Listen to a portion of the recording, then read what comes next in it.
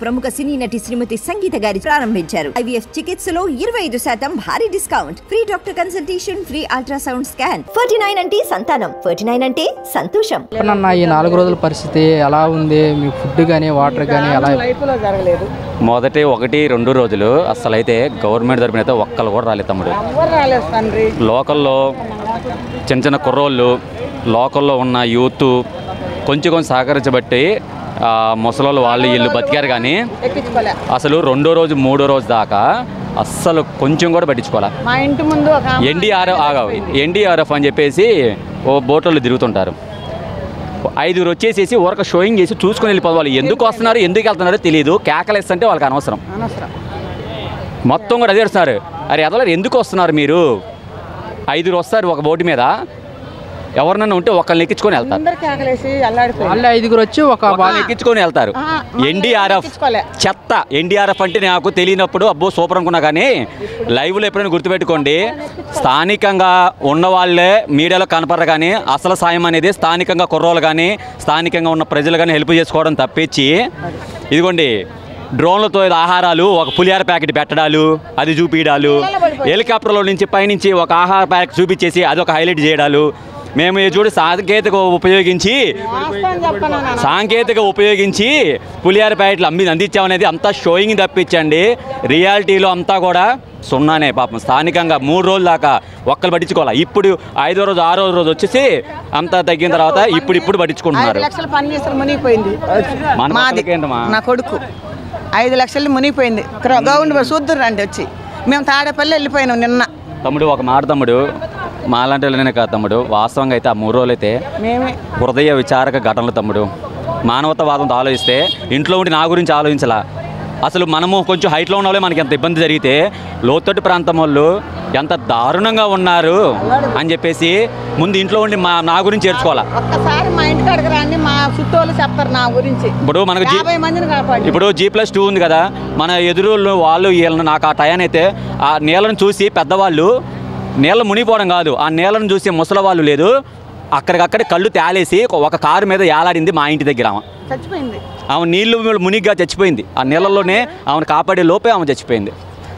ఇంచుమించు మా ఎదురు వాళ్ళని పక్కన వాళ్ళు వీళ్ళు G+2 ఉన్నోళ్ళు ఎంతో కొంత శాలరీ ఇచ్చుకొని పక్కన సాయాలు చేసుకోవడం తప్పించి తమ్ముడు, మానవతావాదంతో పక్కన వాళ్ళే ఎవరన్నా సాయం చేసుకోవడం తప్పించి అలాగ కొంతమంది బతికారు. కానీ చెప్తున్న వాస్తవంగా హెలికాప్టర్లు తిరుగుతూ ఉంటాయి. ఎందుకు తిరుగుతారో అర్థం కాదు.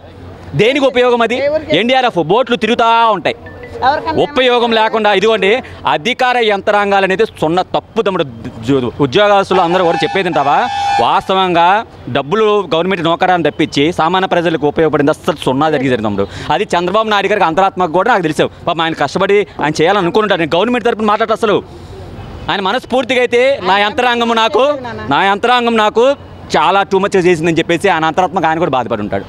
ఇది పార్టీలు రాజకీయాలు కాదు కదా తమ్ముడు, ఇది ఒక మానవతావాదంతో చెప్తున్నా కదా, హృదయ విచారక ఘటనలు ఇవి. ఇందులో పార్టీలు అయ్యని కాదు. ఆ సీఎం గారు కూడా బాధపడుతుంటారు. ఎవరైనా బాధపడాల్సిందే, ఎవరైనా బాధపడతారు. ఇప్పుడు పైగా రాజకీయాలు అందరూ మాట్లాడుకోనియండి, జరిగిన యంత్రాంగం మటుకు ఫుల్ ఫెయిల్యూర్ అయిందని ఆయనే బాధపడతాడు. అన్న ఈ 4 రోజుల పరిస్థితి ఎలా ఉంది? ఈ వరదలో మీరు ఎలా ఉన్నారంటే మీరు ఏం చెప్తారు? మేము చిక్కుకుని బయటికి వెళ్ళిపోయామండి, బాధల్లో ఉన్నాం. అంటే మీకు ఈ 4 రోజులు కూడా ఫుడ్ కానీ వాటర్ కానీ మీకు చాలా ఇబ్బంది పడుతున్నాము. గుణదల్లో ఉంటున్నామండి, ఊళ్ళో ఉంటున్నాం. ఇక్కడ నుంచి వెళ్ళిపోయి మీరు గుణదల్లో? అవునండి, తిండి లేదు, ఏం లేదు, నీరు లేదు, ఎలా బతకాలో తెలియట్లేదు. 7 రోజులు అవుతుంది ఇప్పటికి. అంటే 7 రోజులు కూడా వచ్చిన రోజు నుంచి అక్కడికి వెళ్ళిపోయారన్నా? అక్కడే ఉన్నామండి. స్నానం కూడా లేదండి, బట్టలు కూడా అన్నీ తడిచిపోయినాయి. ఇప్పుడు వస్తున్నారు కదా, ఇంటికి వస్తున్నారా మీరు? ఇంటికి వెళ్తున్నామండి. ఎలా ఉందో పరిస్థితి చూసుకునేదానికి వెళ్తున్నాం. అసలు మొన్న డాబాల మీద నుంచొని పిలుస్తుంటే ఎవ్వరు రాలేదు. డ్రోన్లు ఎగరేస్తున్నారు కానీ నుంచొని పిలిస్తే ఎవ్వరు రాలేదు అసలు. అంటే బాబు ఈ 4 రోజులు కూడా మీరు అన్నానికి ఎలా ఇబ్బంది పడ్డారు? మంచినీళ్ళకి? మేము మాది అసలు ఈ ఊరు కాదు, మేము మా అమ్మోళ్ళ ఇంటికి మా అమ్మమ్మ వాళ్ళని తీసుకెళ్ళడానికి వెళ్ళాం. మీరు ఎలాంటి ఇబ్బందులు మీరు చూడలేదు కదా ఎంతవరకు ఎప్పుడు? అవును, అసలు డాబా మీద నుంచి మా ఇంటికి వెళ్దాం, డాబా మీద నుంచి డ్రోన్లు ఎగరేస్తుంటే పిలుస్తుంటే అసలు ఎవ్వరు రాలేదు. వాళ్ళందరూ అటువైపు తిప్పుకొని వీడియోలు తీస్తున్నారు కానీ మేము పిలుస్తుంటే అసలు ఎవ్వరు ఇటువైపు సందుల్లోకి కూడా రాలేదు బోట్లు వేసుకొని. అంటే పడవలు కానీ ఎన్డీఆర్ఎఫ్ వాళ్ళు కానీ మీరు పిలుస్తుంటే ఎవరు రాలేదా? ఎవ్వరు రాలేదు. ఆ తర్వాత లాస్ట్లో ఎవరో మా పక్కింటి వాళ్ళు ఫోన్ చేసి డబ్బులు ఇస్తే అప్పుడు వాళ్ళు వచ్చారు. మేము మమ్మల్ని చూసి మమ్మల్ని ఎక్కించుకున్నారు. అంటే డబ్బులు ఎవరికి ఇచ్చారు మీరు? గవర్నమెంట్ పడవలు డబ్బులు ఇవ్వలేదు. పక్కన వాళ్ళు ఎవరినో తీసుకెళ్ళడానికి వస్తే మేము ఎక్కాము. మరి ఈరోజు 5 రోజులు అవుతుంది ఈ రోజుకి వచ్చి. ఇప్పుడు దాకా వాటర్ దగ్గర ఫుడ్ డొనేషన్ చేస్తున్నారు కానీ బ్రిడ్జి దగ్గరే చేసుకుంటున్నారు. ఒకసారి తీసుకున్నారు, రెండోసారి కూడా తీసుకుంటున్నారు. ఫుడ్ సందులోకి వచ్చి ఎవరు డొనేట్ చేయట్లా. ఎవరి కాళ్ళు తీసుకుని ముసలోళ్ళైనా ఎవరైనా వచ్చి తీసుకుని వెళ్తున్నారు. అట్లాంటి పరిస్థితి వచ్చింది. ప్రైవేట్ బోట్ల వాళ్ళు అడిగినా కూడా డబ్బులు డిమాండ్ చేస్తున్నారు ఈ సమయంలో. మరి వాళ్ళు డబ్బులు ఎట్లా అడగాల్సి వస్తుందో అర్థం కావట్లా.